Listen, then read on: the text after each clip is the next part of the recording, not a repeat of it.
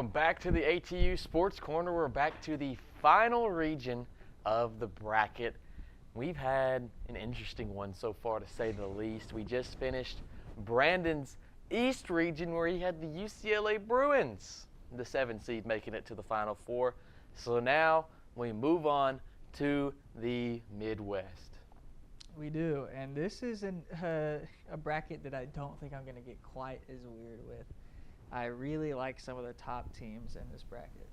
And the top team is at the top of the bracket, of course, and that is the Michigan Wolverines, the final 1 seed that we're going to talk about. And they're taking on the winner of UMBC and Howard. I'm sure not too much thought is going to be going into this one. No, I don't really care who wins the first 4 games. I'm going to roll with the Wolverines either way. Too much size, too much athleticism. There's not really much to it on that one.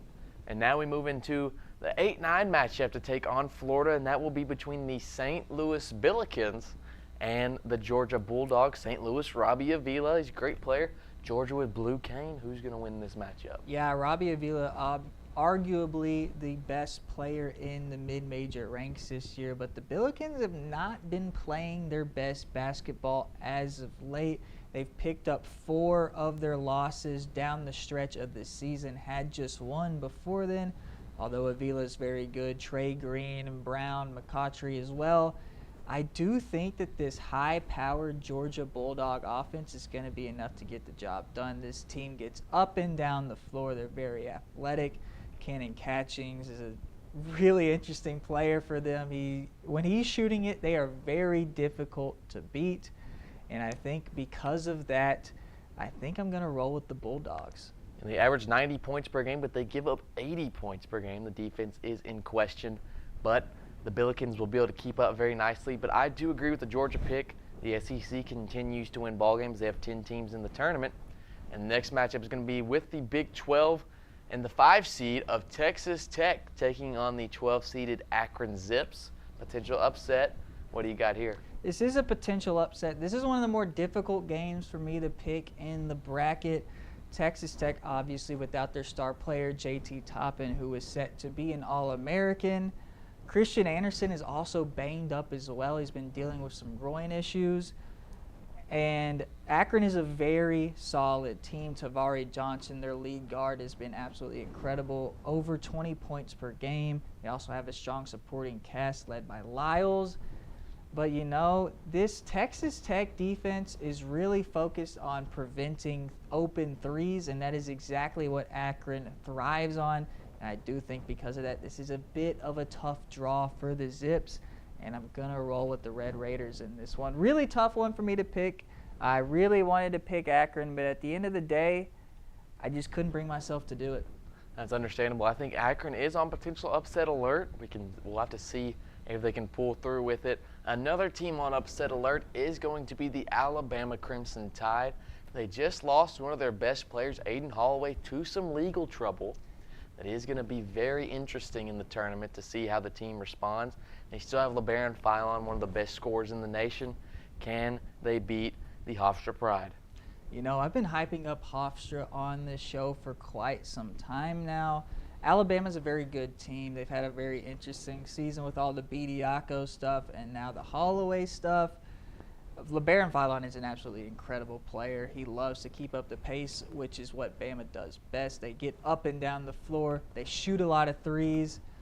But you know what? Hofstra is kind of the exact opposite. They like to play slow. Cruz Davis and Preston Edmeade are their 2 star guards who are very in control. And you know what? We're going to get a little weird here. I'm going to take the Hofstra Pride. I've been preaching about them for some time now, and I feel like I got to stick to my guns and take Hofstra. Like I said, Cruz Davis and Preston Edmeade are such great guards for this team, and guard play is king in March. Alabama just lost one of their star guards, and you know what? I think Hofstra is capable of getting the job done. I do think this is a very, difficult matchup for me to predict, and I think whenever it is as difficult as this, it's kind of more fun to just go with the underdog. And there's been a 13 seed beat a 4 seed in 28 of 40 tournaments. That's in Hofstra's favor because looking at the other 4-13 matchups, I think they have the best odds to do so. And if anyone's going to know how to do it, it's going to be head coach Speedy Claxton. who reached out to me, or I reached out to him on Instagram a couple years ago. My guy Speedy, if you're seeing this, I don't know why you would. I was going to say he did not reach out What's to up, you. friend? We Yeah, don't I have reached to out to lie him and he people. responded. Shout out Speedy. That part's true. And then we move on to the Tennessee Volunteers, who could have potentially gotten a higher seed than 6. A little bit of a rough draw for them, but they're going to be playing the winner of Miami, Ohio, and SMU. I personally like SMU in this matchup. Miami, Ohio is 31-1, but who have they really played? Who's going to win this matchup? Not much of anybody. They did play Akron. They did beat Akron, but that is the only team in the field of 68 who they have beat. But I think no matter who wins this first 4 game, I'm going to roll with the Volunteers. I think Jacoby Gillespie is playing at an incredible level this season, and him being so dynamic at the backcourt has really helped out freshman Nate Ament. JP Estrella has been super solid as well on the inside, and I think Jacoby Gillespie alone, honestly, might be enough to take down either of these teams. He's just going to be the best player on the floor no matter what, and I'm not sure how close it's going to be. I can agree with that one for sure. Moving on to the 3-14 matchup that will be between the Virginia Cavaliers and Wright State. Since 2017, 3 seeds are 30-2 in these matchups.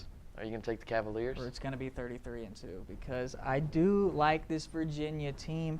Very balanced attack. I do want to shout out Wright State, solid squad, good season over in the Horizon League. But I do think that this Virginia offense just has too many guys who can score. Honestly, they have a lot of guys who can defend really well as well. So I do think that UVA is going to get it done. Not another time that they're going to get upset in the first round. They have a bad history of that, but Coach Odom is bringing in a new era to Cavaliers basketball. And the Wahoos, they've been very good this year. I think they can continue that and move on to one of the more interesting games of the first round, and that is between the Santa Clara Broncos, their first time making the tournament in, I believe, 4 decades. And they're taking on a team that is very familiar to the tournament, and that's the Kentucky Wildcats. Putting in a 7 seed, though, it's very unfamiliar for Kentucky fans. Who's going to win this one? Yeah, weird season for the Wildcats. Jalen DeLoe and Jaden Quaintance were expected to be major contributors on this team, expected to be all-conference level players, and they have just not been in the lineup for them. Ortega Owe has still been really good. Denzel Aberdeen, the transfer from Florida, has been solid as well. Other than that, it's kind of been hit or miss. Mo Diabate, Colin Chandler have been there and there, Malachi Moreno, but this is a really tough one for me because Santa Clara, there has been more certainty with them throughout their season, but they were playing in a conference that was not nearly to the level of the SEC. Christian Hammond is very good for them. Elijah Mahi. Alan Graves is an absolutely advanced stat darling for them. He fills up the stat sheet. At the end of the day, I think I'm just going to have to roll with the blue blood. It's tough for me to take Santa Clara in this matchup, knowing all the talent Kentucky has. Even though a lot of it is not going to actually be playing in this game, I do think that the Wildcats will get it done. I don't feel good about it, I'll be honest. I don't feel confident whatsoever, but I do think I'll roll with the Wildcats. I can't hate on that. I think this is going to be a very good game, and I think it's surprising that Santa Clara never had a Jalen Williams team make the tournament, but they had this squad make it in as a 10 seed, but they could be a first-round exit to the Wildcats. Moving on to the final game of the first round in this region will be Iowa State versus Tennessee State. Tennessee State a little closer with a game in St. Louis. Is that going to help them any? No, because I don't think their fans are really going to travel like that. I'm not sure how big the Tennessee State fan base is. I can't imagine it's quite to the level of the Cyclones. I will say Tennessee State, they're playing their best basketball right now. They're on a bit of a hot streak. I don't think that's going to be enough. I think Iowa State is just far too talented. Milan Momcilovic has been the best shooter in the country, and I think that it's just too much for the Tigers, unfortunately. The Cyclones have looked phenomenal this year. Let's see if they can continue that into the NCAA tournament. Taking it back to the top of the bracket, it will be the Wolverines, the 1 seed, taking on the Georgia Bulldogs, the 1-8 matchup. Who's going to walk away with this one? This is interesting because I do think that Georgia does play a style conducive to an upset where they could knock a team off. They shoot a lot of threes. They play very fast. But Michigan loves to play fast, and they do it as well as anyone in the country. Those big men, I think, are going to be the difference. Ademara, Yaxel Lindenborg, Morez Johnson. All of those guys are very good at running the floor. I know Cannon Catch is good at it, but, man, I don't think he can compete with all those Michigan bigs. And I think the Wolverines is just going to be too much for the Bulldogs in this one. So we're getting a little chalky there. I always believe in Michigan as long as Vlad Golden isn't on the team. We move on to the 5-13 matchup, and that'll be between Texas Tech and Hofstra. Can the 13 seed push all the way to the Sweet 16? Boy, this one's so tough for me. I'm really struggling with this one. Texas Tech has very solid guards as well as Hofstra. They are dealing with injuries. Christian Anderson has been banged up. JT Toppin's out. I'm going to take Texas Tech. I don't feel great about it. I think that this is really one of those quadrants with Texas Tech, Akron, Alabama, and Hofstra where I feel like it could go any sort of direction. So I'm going to roll with the Red Raiders. I don't know how confident I am about it, but I think Christian Anderson, if he is healthy, will be the best player in that quadrant outside of LeBaron Philon. If they do avoid him, which I think they will. So I think the Red Raiders can get it Rolling done. with the favorite never hurts, especially in this scenario of 5-13, especially a 13 seed in Hofstra that could lose to Bama. Taking Texas Tech never hurts. Moving on to a 6-3 matchup that is very intriguing, and that's between the Tennessee Volunteers and the Virginia Cavaliers. Who's going to walk away with a win here? Very contrasting styles here. UVA likes to spread the ball around. They have a lot of different guys who can carry the scoring load. It's not really the case with Tennessee. It's mostly Jacoby Gillespie and Nate Ament. And I think because of that lack of diversity in the offense, I think UVA can get it done. There's just more guys who I trust with them, more scenarios I see where they can win the game. I feel like Tennessee, to win the game, which they are very capable of, they need the game to go a certain type of way. I don't feel that about the Wahoos. I think they can get the job done and get back to the Sweet 16 for the first time under Coach Odom. Now, you've knocked off all of the SEC teams in this region except one so far, and that brings us to the number 7 seeded Kentucky Wildcats taking on Iowa State. Are you going to clear the SEC in this region? Yep, I am. I think this Iowa State team is really solid. I think they have a very decent chance of going all the way to the Final Four, really.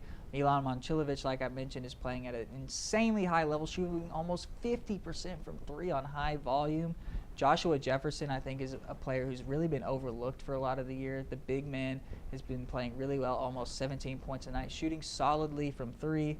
Tamin Lipsey is always going to be a dog. Had that crazy rebound against Houston that secured them the game. He's like maybe 6 foot, and going in with all those bigs and getting that rebound I think is huge. And I think that type of grit that this ISU team has is going to be the difference. I don't think that this is a team that's going to get knocked off early. We now bring it back up to the top. That's going to bring us to the number 1 seeded Michigan Wolverines to take on the Texas Tech Red Raiders. Number 1 seeds are 44-11 against number 5 seeds and won all 3 meetings the past 2 years by double figures. Is that going to continue?